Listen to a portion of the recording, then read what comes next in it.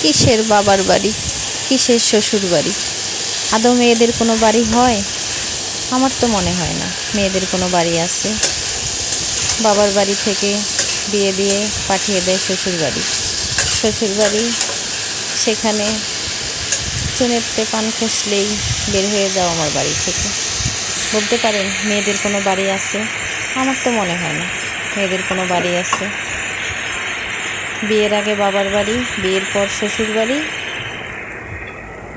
বয়সকালে বলতে হয় সন্তানের বাড়ি। তাহলে মেয়েদের অস্তিত্ব কোথায় বলতে পারেন? মেয়েদের কোনো বাড়িই নেই। মেয়েদের আপন বাড়ি কবর, এটাই মেয়েদের বাড়ি, আর কোথাও নেই। এটাই বাস্তব।